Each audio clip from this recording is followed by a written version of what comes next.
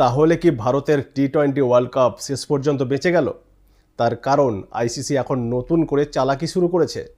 কে জিতলো কে হারলো? ভাই, আসলে আইসিসি টি-20 ওয়ার্ল্ড কাপ শুরু হতে আর হাতে গোনা কয়েকটি দিন বাকি আছে। আর কিছু দিনের মধ্যে সমস্ত দেশের ভারতে এসে টি-20 ওয়ার্ল্ড কাপ খেলার কথা।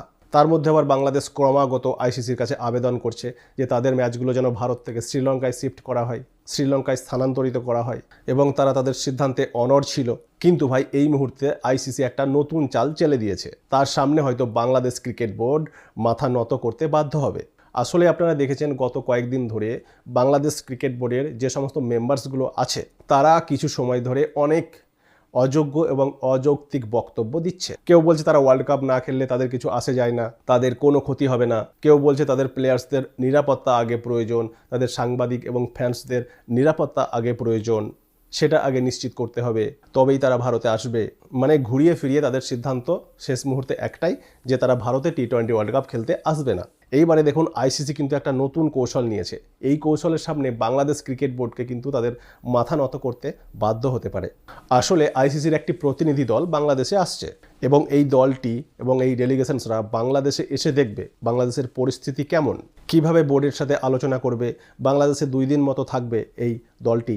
বাংলাদেশ সফরে এসে আইসিসির কর্মকর্তারা থাকবে। আইসিসি এবং বিসিবি অর্থাৎ বাংলাদেশ ক্রিকেট বোর্ডের মধ্যে কিছু পার্সোনাল খুবই একান্ত একটা বৈঠকও হবে। তার কারণ অনেক করেছেন, অনেক হয়েছে, অনেক প্রেস কনফারেন্স করলেন, অনেক ভিডিও কনফারেন্স করলেন, অনেক চিঠি পাঠালেন, অনেক মেইল করলেন আইসিসিকে, অনেক প্রেস ব্রিফিং করলেন, অনেক প্রেস রিলিজ করলেন। এইবারে আইসিসির কর্মকর্তারা এসে সরাসরি সামনাসামনি আমনে সামনে বসে আলোচনা করবে। এইবারে টেবিলের সামনে বসিয়ে একদম সামনাসামনি জিজ্ঞেস করা হবে আপনাদের সমস্যাটা কি, আর কোন কারণেই বা আপনারা এত জেদ ধরে আছেন। অবশ্যই সম্পূর্ণ আলোচনাটা হবে টি-20 বিশ্বকাপ নিয়ে, বিশ্বকাপের ভেন্যু নিয়ে। তার কারণ বিশ্বকাপের সূচি অনুযায়ী বাংলাদেশের সব ম্যাচ ভারতেই হওয়ার কথা ছিল, কিন্তু এখন যদি সেগুলো সব শ্রীলঙ্কায় সরিয়ে নিয়ে যাওয়া হয় তাহলে তো ভারতের বড় ক্ষতি হয়ে যাবে। তার কারণ ভারতের দর্শকরা তো ওয়ার্ল্ড কাপের ম্যাচগুলো দেখতে পাবে না। কারণ এই বিশ্বকাপে টোটাল ম্যাচগুলোকে 4টি গ্রুপে ভাগ করা হয়েছে। তার মধ্যে 2টো গ্রুপের ম্যাচই ভারতে হওয়ার কথা ছিল।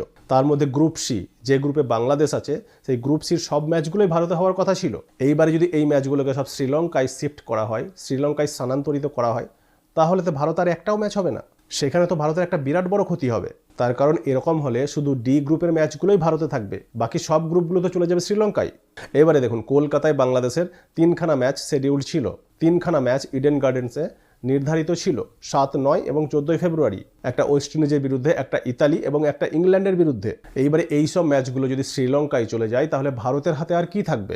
এই কারণে আইসিসি এখন নতুন কৌশল ধারণ করেছে যে 2 বোর্ডকে সামনাসামনি বসিয়ে সামনাসামনি আলোচনা করা হবে, একদম আমনে সামনে কথা বলা হবে, যেটা আমি অনেকদিন আগে থেকেই দাবি করে আসছি।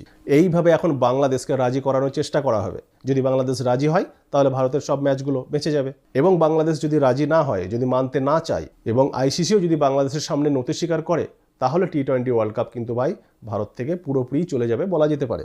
এবং টি-20 ওয়ার্ল্ড কাপ 2026 কার্যত শ্রীলঙ্কারই হয়ে যাবে। তার কারণ 3খানা গ্রুপই যদি শ্রীলঙ্কায় চলে যায় তাহলে শুধু 1খানা গ্রুপের ম্যাচ ভারতে খেলা হবে।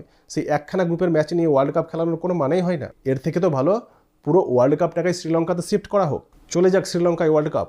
আপনাদের মতামত কমেন্টসে জানতে চাইছি। Thank you everyone.